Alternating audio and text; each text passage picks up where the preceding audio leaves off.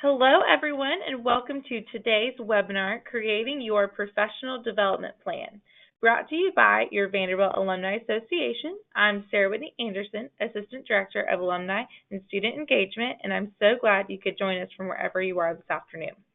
Today's webinar will last around 45 minutes with time at the end for questions.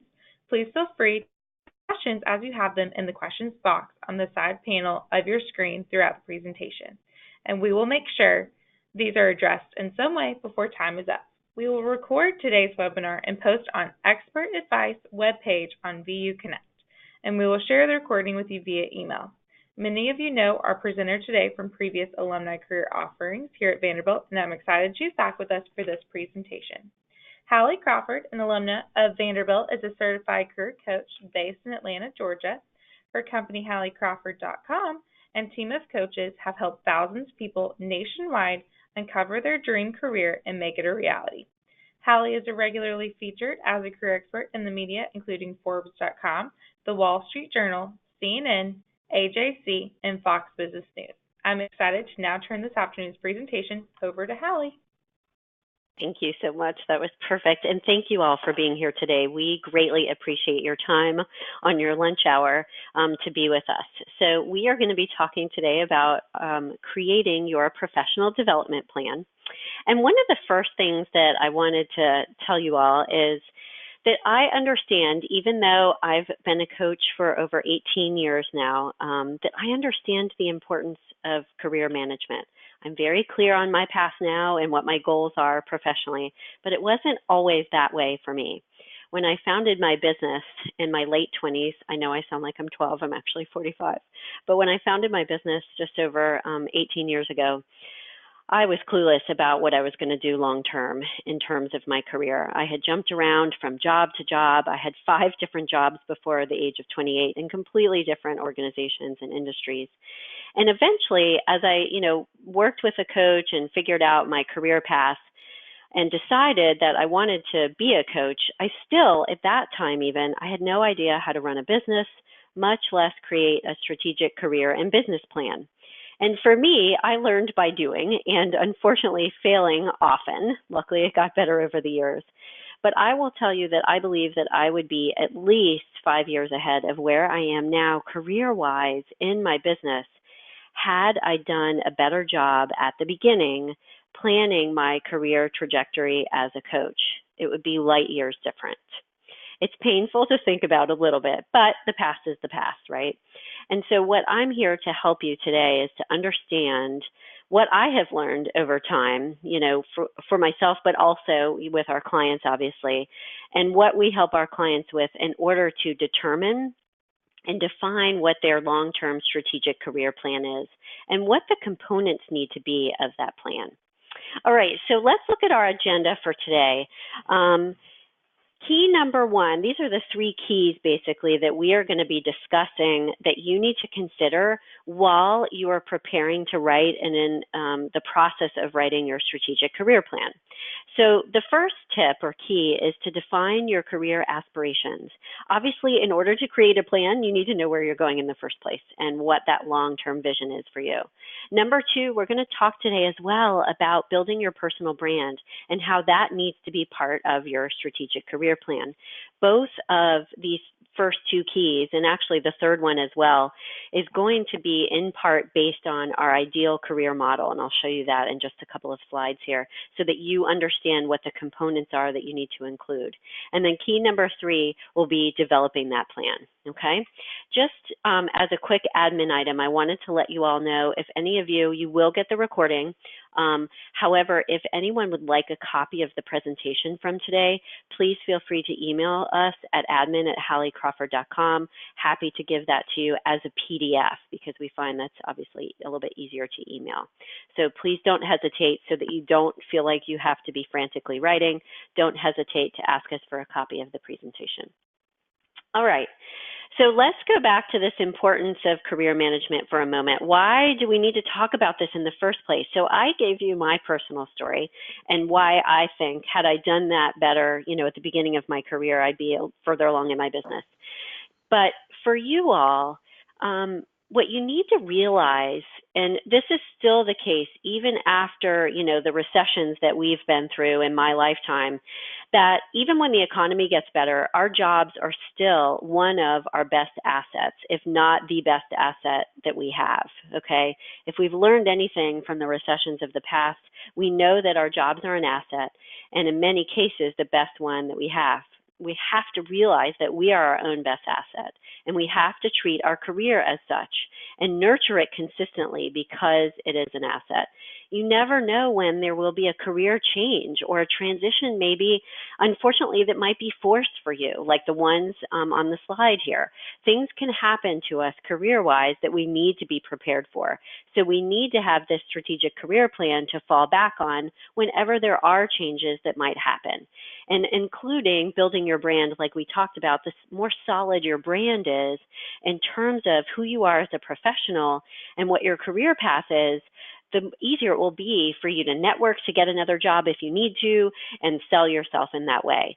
So whether it's, being right-sized or a relocation, or you want to move on into another organization or industry, or if you're ready to move up to that next level into a leadership position, these are all things that are much more effective and go a lot smoother with a career plan, okay?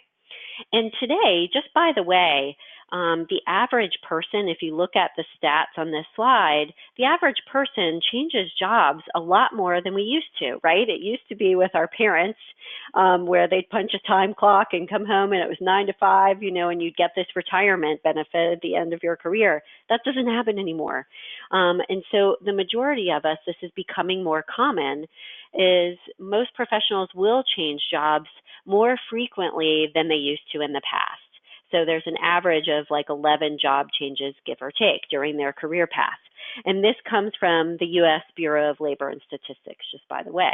So because of these changes, you must remain in your career fulfilled, feeling like you have some sort of, sense of meaning in what you do. You must remain challenged so that you don't feel like you're getting bored and it's getting stagnant. And you also have to remain marketable, like we talked about a few minutes ago with the branding piece. Okay, these things are all critical to your success in your career along the way, and they must be present at all times for you, which is part of why we need to have this plan. Okay, so let's talk about key number 1, defining your aspirations. So when you're thinking about or starting to, write down or consider, writing your strategic career plan, here are some of kind of the basics, and we'll get to this first poll in just a moment here. I'll give you that cue there. But here are some of the basics and kind of guidelines for creating the plan. What we typically recommend to people, and this could vary, by the way, based on your industry, based on how your company or organization handles promotions and, what their timeline is for those kinds of things. But we typically recommend, in general, you want to have a 1-year plan, 3-year plan, and 5-year plan, right? These are kind of your milestones, if you will. You want to have goals set for 1 year, 3 years, and 5 years. I actually recommend too, like the visioning piece of it, where you look even 10 years out. I think that's really important as well. But if that's hard for you in any way to know exactly what that'll be, at least, have a minimum of 5 years out. What we suggest as well is that you start with the end in mind, right? We always hear that. So you start at the 5-year goal that you want to achieve, the job title, the organization that you want to be in, whatever that is, and we'll talk more about that in a moment, and then work backwards and say, okay, how do I achieve this, and what are the realistic timelines and deadlines for this? By the way, if you're not sure of, as you're thinking about and writing your plan, if you're not sure of what the timelines are within your organization, for example, and you'd like to stay there, it's very helpful to speak with your supervisor about this and say, what does my performance plan need to be in the long run? And what are the things I need to do in order to move up? Okay. And if that's not a conversation that you can have as easily, let's say with your supervisor or boss, you can speak with HR about it, or having a mentor for your career is really important and helpful. So finding someone within your industry who can help you come up with what that long-term goal needs to be, but also in addition to that, what would be the realistic steps towards it? That is incredibly helpful as well. we suggest on the third bullet point here is what I just mentioned a moment ago, developing a vision as well as a plan. And what I mean by this is that long-term kind of 10 years out. But part of this, everybody, is we want you to have something in writing. That is the plan. That makes it real and tangible. But we also want you to have a vision. And what I mean by a vision is what you want it to look like, what you want your career to feel like and look like, and actually like imagining that in your head. This is where, when professional athletes or Olympic athletes, before they dive into the pool for their event or whatever it is, they do visualization exercises and see themselves being successful. You want to do the same thing. We can learn from them, and you want to have that vision as well. Some people will even create a vision board with images of what they want their career to look like, and we agree with that, feel like that's a great idea, because having that kind of visualization in your mind and the emotions behind the goals that you want to achieve is so incredibly helpful and motivating. It motivates you towards that goal much more than just, writing it down, and it helps you become clearer as you envision it over time as well. So we recommend, as part of creating your plan, in a separate document that's attached to it or at the end, that you've got a vision of how you want it to look, how you want it to feel, and any images that come to mind when you think about that long-term goal, okay? And then the last item on here, and then we'll do this first poll, is to check and update your strategic career plan quarterly at a minimum. So right now, everyone, put on your calendar every quarter, just write it for that month, that you are going to update your strategic career plan, because you need to keep it up to date and have your hands in it so that you know that you're staying on track, and also if you need to make adjustments, because inevitably you will. So let's go ahead and do this first poll. I'm curious how many on the call today have a strategic career plan, and it's okay if everyone says, I don't, and that's why I'm here, that's fine, but we just want to check it out. So if we could do that first poll, that'd be great. And if you could read them to me, Sarah Whitney, that'd be great.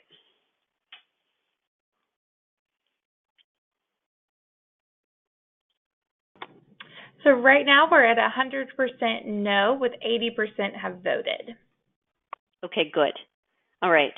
So that's why you all are here. I'm glad that that's the case, because this should help you move forward tangibly with how to make this happen. And part of why we do this, and let me move to the next slide, part of why I wanted to do this poll is to let you all know that you're not alone. I would say that, 90% of our clients, honestly, when they first come to us, they don't have a strategic career plan. So just know that you're not alone, and this is an opportunity to make that change, okay? So with the first key, defining your career aspirations, these are kind of three components that you need to consider in order to start writing your plan as part of this first key. So I'll explain all that in a moment, but one of the things I want you all to write down for me is, when you're thinking about, okay, what elements do I need to make sure I cover in my strategic career plan? These are the elements. Who am I and what do I bring to the table? Where am I going? Where do I want to go in my career long term? And how will I get there? Okay, so it's the who, the where, and the how. Those are the three basic things that you need to ensure are present in your strategic career plan. So how do you start thinking about, okay, who I am? That's the first key here, and then we'll talk about where on the next slide here in just a moment. So the who is, if you take a look at our ideal career model, this will help you structure your plan, okay? So first of all, on this first slide, this is our ideal career model. These are basically the 8 pieces that we use with our clients to show them these are the things you need to consider in order to know that you're in the right career fit, and also to write your plan, okay? So for your strategic career plan, you have to touch on each of these pieces. So for example, if you take a look at the slide, you want to make sure you have continued sense of fulfillment in your career. That's the piece here at the bottom in blue. So you want to have a plan around, how am I going to honor my values, my career values, on a regular basis in my career in the long run? You also want to think about those tasks that you enjoy and the things that you want to accomplish in your career that will keep you challenged, okay? That's the enjoyment piece. You want to think about the strengths that you want to leverage and those that you want to develop over time. the education or maybe classes that you may want to take either now or later on, experience, your personality type, the experiences you want to get, your personality type and how that influences the right work environment for you in the long run, and also the compensation that you want to attain in the next, 5 to 10 years. So when we think about the who first, okay, with the fulfillment piece, if you take a look at this slide here, the way that you define what's going to be rewarding and fulfilling for you, everybody, as part of your plan is, what are my values? What am I passionate about at work or interested in? So to give you clues for what your long-term plan needs to be, you can start to think about, gosh, what's truly important and meaningful to me in my life, and how do I translate that into my career? But also the things that you get excited about at work now or in past positions that you've had. Where do your interests lie, and what tasks do you perform? And when you perform them, you get really excited and you lose track of time. Okay, those are some clues to understand what is fulfilling to you and rewarding. Then you want to take a look at, when we're defining who are you, starting to think about what your brand is as a professional, you also want to think about what your strengths are. What are you good at? And what are things that people tell you, what do they come to you for advice on? This is how you define strengths. What are things that people give you kudos on or tell you that they, think you do it better than anybody else? You can interview people, by the way, to get a clear sense of what your strengths might be if you feel like you're not sure. What's your education and how does that add to your brand, but who you are as well? Okay. What are the courses you took either formally at Vanderbilt or outside of, college or school that were, just kind of one-off courses? What is the past experience that you've had, and how does that lead to who you are as a professional and your brand? And then finally, you have to think about your personality type as well. Am I more introverted or extroverted? And what does that mean in terms of the type of position that I should have in the long run? Okay, so this starts to help you think about your strategic career plan and the different elements that you need to include, okay? When you are creating your plan, if you take a look at this slide here, you can break it out into each of these components. So you want to have in your strategic career plan a section that says, okay, fulfillment, how do I remain, fulfilled the whole time? And make sure that I get a sense of meaning out of my career. What are the tasks I want to be doing, the strengths, et cetera, et cetera. You want to have a compensation goal for the long run. What do you want to be making in the next 1, 3, and 5 years?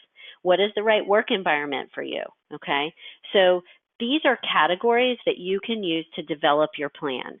And you want to have something in your plan written about each of these pieces. Okay? All right, so the next component for, key number 1 here is the how, like we talked about. How will I get there? So part of this piece, this is the action steps portion of your plan, is you want to think about what training and experience do I need to obtain in order to move forward? What are the critical roles that I need to have along the way? And by the way, if you're wondering about this and not sure, one of the things that you can do is you can look at other people's LinkedIn profiles who are in the role that you want to be in the long run, and look at their career path. What have they done along the way to make sure that they're qualified? What classes have they taken? What experience have they had? What roles have they had? So that's another way that you can do some really good research and leverage LinkedIn for a completely different, purpose, to kind of see what people's career trajectory has been, to then add that into your plan. You want to also think about, in terms of how do I get there, do I need to stay or do I want to stay at my current organization? Or in order to reach my long-term goal, do I need to move on and go to a different organization that's more flexible or nimble or has more opportunity for growth? Do I have enough support and accountability here, number 4 on the slide? Or do I need to, beef that up a little bit where I am, or go somewhere else to get that? You want to consider, by the way, everyone, making sure that you've got the support and accountability in your current role, preferably from your current organization. That is the ideal and fantastic. But you also want to make sure that you have in your personal life too, that support and accountability to move forward and keep going. So whether it's working with a coach like me, and you do, we have a roadside assistance program where we will check in with clients quarterly and also annually to make sure they're on track with their plan. Whatever it is, get that support and accountability. Make sure as part of your strategic career plan that you identify who to leverage in your network for that support and accountability, but also who can help you along the way for mentoring purposes, or if you need to change to a different organization and conduct a job search. And the other thing that you need to make sure of, and then on the next slide we'll get to the second key here, building your brand, is you want to make sure of, and this is really important, that you understand what your blocks to success are. So what goes on in your head when you think about writing your plan? Is there a fear of failure? Is there a fear of success? Is it something completely different? Do you just get overwhelmed and you put it on the back burner and procrastinate and don't do it? One of the things you have to understand as well is what are your own personal blocks to success that could prohibit you from either writing the plan in the first place or double checking it, and get accountability and assistance with those blocks from other people so that they don't hold you back, okay? So that is key number one, is understanding what your long-term goals are, okay? And these are some of the pieces that you want to start including. The second key is to build your personal brand now and continue to manage it over time. And when I say personal brand here, what I mean is personal brand for your professional life, okay? So how do we define your brand? And we'll get to the second pull here in just a moment at the end of this slide. Your brand represents the value that you deliver to your customers, to your organization, whatever makes sense for you and your position. And it's that value you deliver on a regular basis to whomever you're serving, okay? This isn't about like self-promotion, although you do need to promote yourself on a regular basis in the right way within your organization and kind of toot your own horn, okay? But when you're thinking about what your brand is, it's more about creating value. And it is about, just to be very clear, your brand is about your strengths and your skill set, everyone, to a certain extent. But at the end of the day, when you are talking with someone about your brand, it's less about those and it's much more about the results that you gain for your clients or your organization. Okay, it's about creating value. And what we have found is less than 15% truly have, a clearly defined personal brand, and then less than 5% live it consistently, which is why we bring it up in this presentation, okay? So let's get the next poll pulled up here, please. And I'm curious how many of you have a personal brand in writing that's written out that you've thought about and, have gotten something in writing that you're consistent with. And we'll give you a moment to fill that out.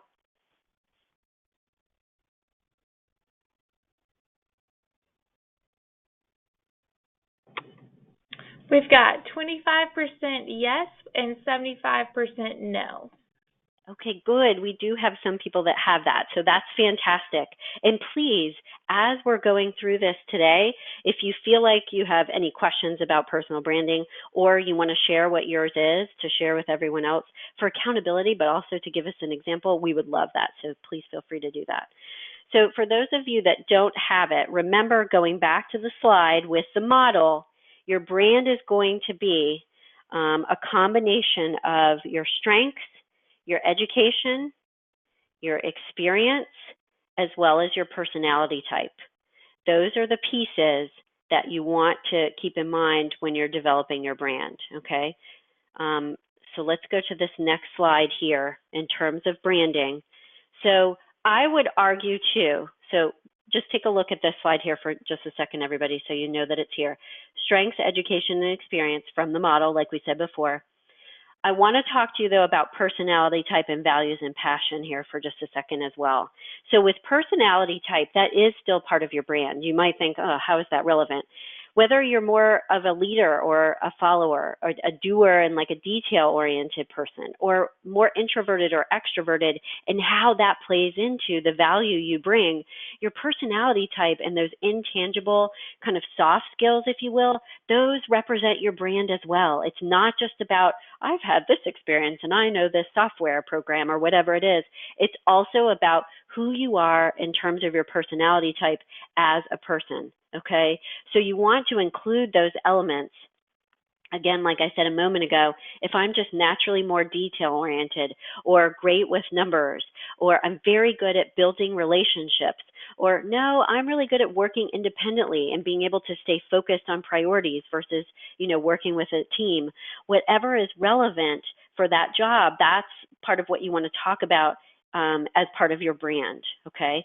So keep in mind the soft skills. The deal with the soft skills, which I believe are, kind of fall more under personality type, is that when employers are looking at, several different people who are qualified just about the same for a particular job, they're going to go with the soft skills. And even if someone is a little bit less qualified, if they like them from the interview and they feel like you have the soft skills, because you'll be a good team player, hard work ethic, whatever it is, they're going to pick you for that job. Okay. So don't discount the importance of these soft skills. And then we also say that it's important as part of your brand to let people know, what your values are in terms of your professional life and your passion. You don't have to use this terminology for it, but let them know what you enjoy and why you enjoy it, why you are engaged in your career path. What excites you about it? People want to be around enthusiastic people. It's just part of the deal.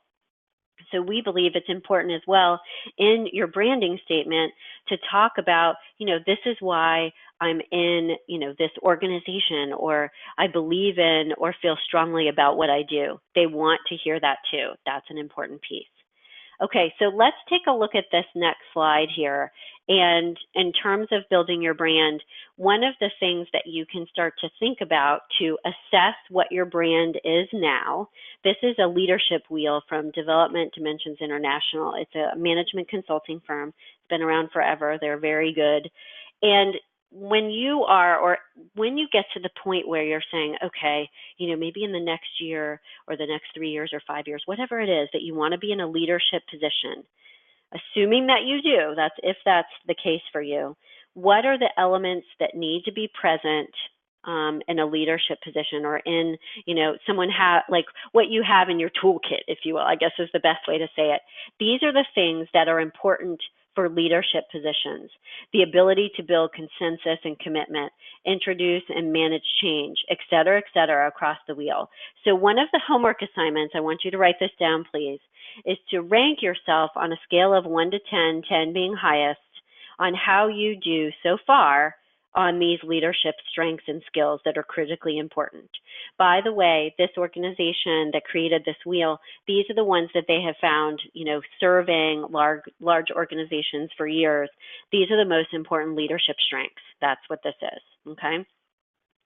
I would rank yourself, and I would push you all as well to have your boss or supervisor rank you as well, so that you can get that objective feedback about where you are and see if they match up, okay?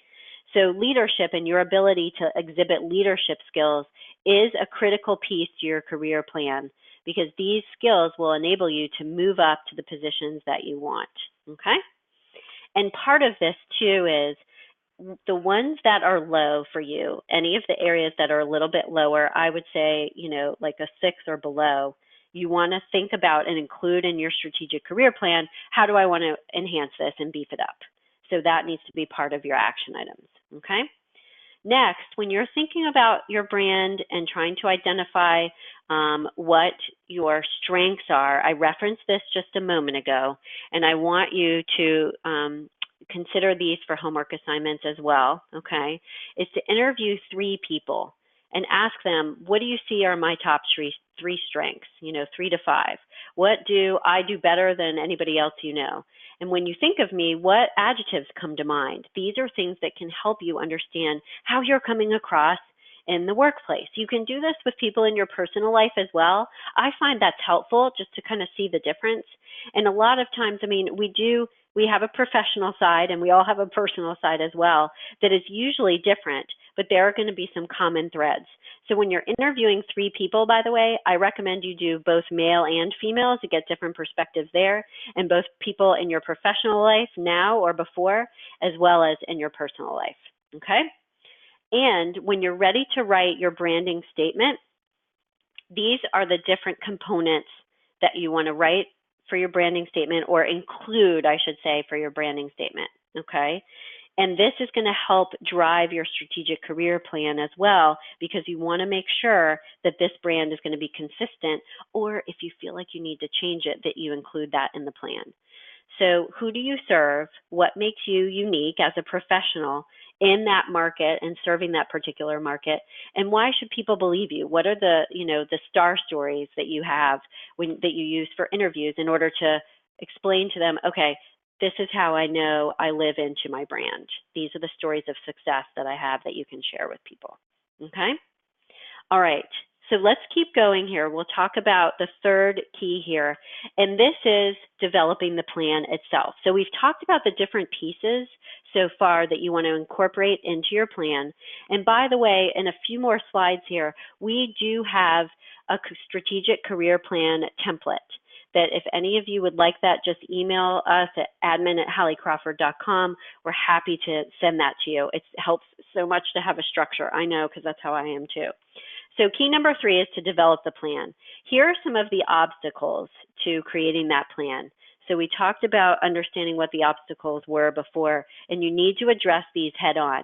Is there fear that it can't happen, procrastination, or are you uncertain about your direction? Whatever it is, you need to identify what that is. Okay, so let's do this third poll here. And what I'm curious about today is how many of you would say that fear is your biggest obstacle?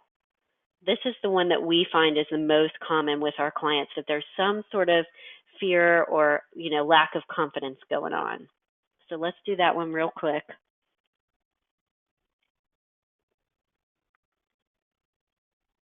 And it might be different for you all, which is fine if it is. We don't have everyone voting yet, but that's fine. But right now we're at 50% yes and 50% no. Okay, half and half. Okay, good. Thank you for sharing that. So what I need you all to do is make a list of the things that prevent you from making the plan and also might prevent you from living it out and implementing it, so that you at least know what your top 2 obstacles are, so that you can address them head on and get support and accountability for them. Okay? So let's take a look at the next slide here. And what we always say in terms of developing the plan and why this is important is you need to be the CEO of your career. These are the elements you need to incorporate into your plan. You need to be clear on your direction and what your goals are.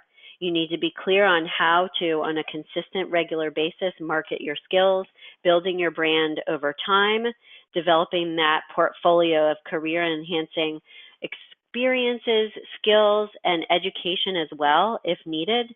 And you also need to make sure that you're taking calculated risks to get out of your comfort zone, because we get too stagnant in our careers. Even if it's not the right fit or we want to make a move, we just get kind of complacent and get settled sometimes too much. So you need to make sure that some of your action items in your plan incorporate or involve calculated risks, okay?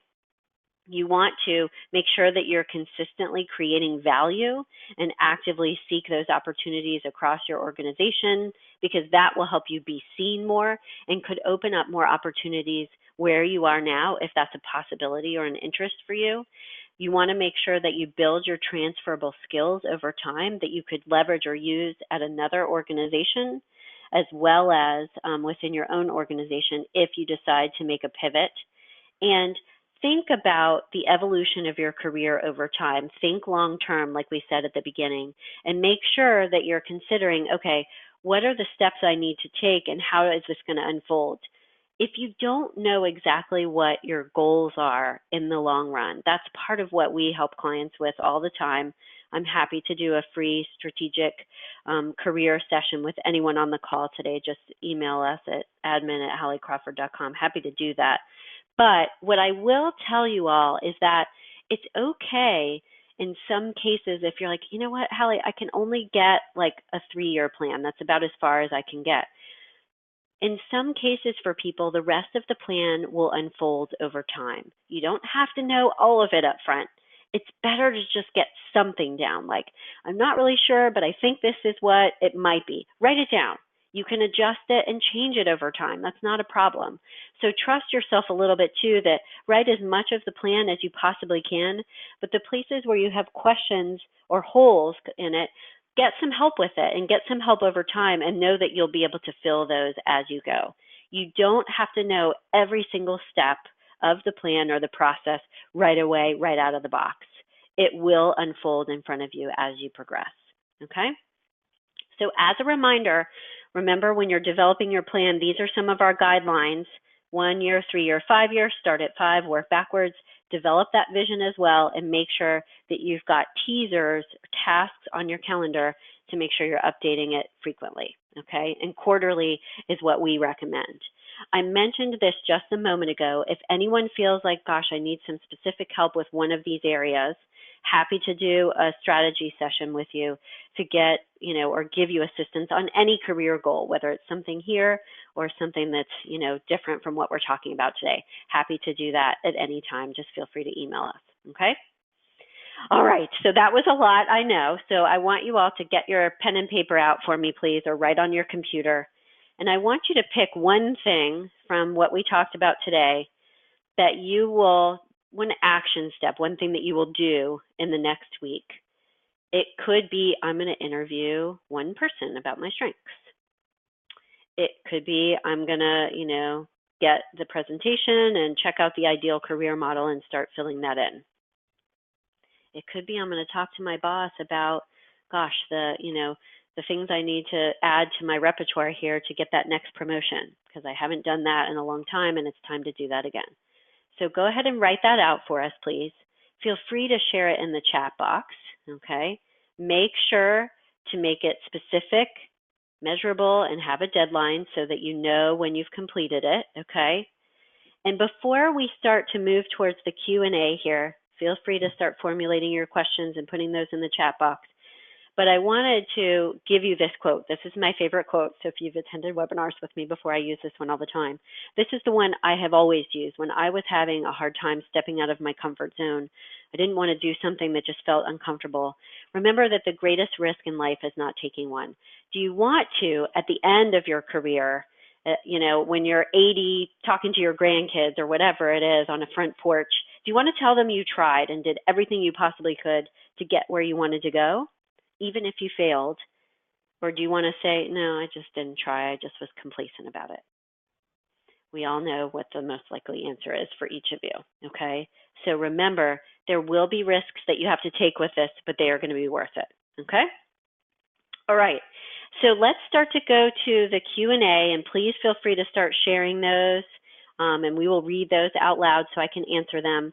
If any of you would like the strategic career plan template, feel free to email us at admin@HallieCrawford.com. We're happy to give that to you. It's in an Excel sheet, just so you know, something you can download and personalize for yourself, but it already has in there the structure for what we recommend for your plan, okay? And if anyone feels like they need additional coaching, I would be happy to talk with you about that. We do individual coaching with clients all over the country and all over the world, actually. Our clients have gotten fantastic jobs at wonderful places to work. We've, been doing this for so long, we really know our stuff. And these are some of the testimonials from our clients as well, okay? So if you'd like more information about coaching, want to talk to me about it for a few minutes, I'm always happy to do that as well. Okay, so let's start with the Q&A here.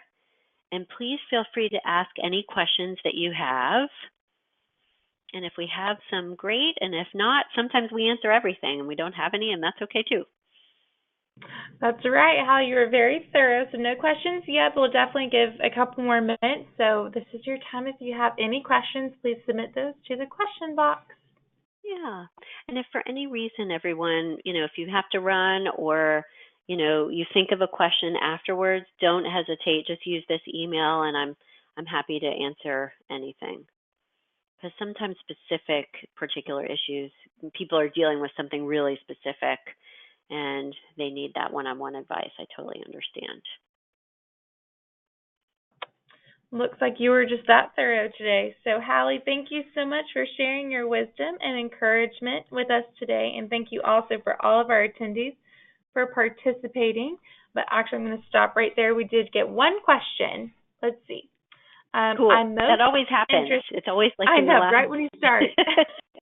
All right, so our one question, I'm most interested in getting some help figuring out what my experiences, education, and teaching makes me the ideal for a PhD from Vandy. She's been teaching for Okay. 10 years. Okay. So do you think it's that, and maybe we need a little clarification, but which PhD should she obtain? Do you think that's what it's saying?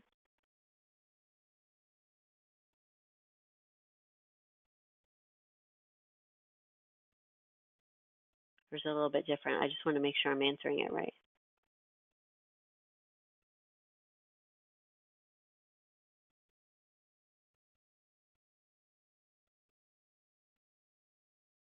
I'm going to go with that it's most likely I have a PhD from Vanderbilt and 10 years of teaching and education.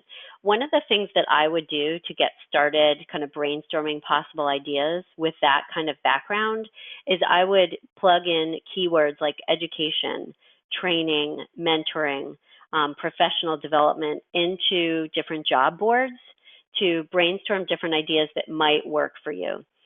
In order to really know, what the right career path would be, we'd have to talk further, so I can identify and understand all those different components of the career model. But to give you a start with this, I would look into using those keywords, plug it into just a job board like glassdoor.com within your area for the moment to help you brainstorm different ideas. Okay, because obviously something within, teaching or education or something related would be the low-hanging fruit, a good place to start. If you want to make a more dramatic shift, though, because you're getting out of it because, you're ready to move on for whatever reason, that's something I would set up a free strategy session for me to talk to you about a little bit further.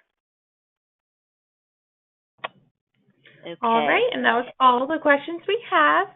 So I want to encourage everyone to check out all of our career resources and events, both electronic and in person, provided by Vanderbilt Alumni Association. Also, another plug-in for Networking Night next week. It's right around the corner, so make sure to register on vuconnect.com/networkingnight. And later this week, I will send a follow-up email with the archived link and a request for feedback, as well as any details and registration for future events. We are always looking to improve upon our offerings for alumni, so please be in touch and let us know how we can best support you. Thanks again for joining us and have a wonderful day. Thanks, everyone. Have a great day.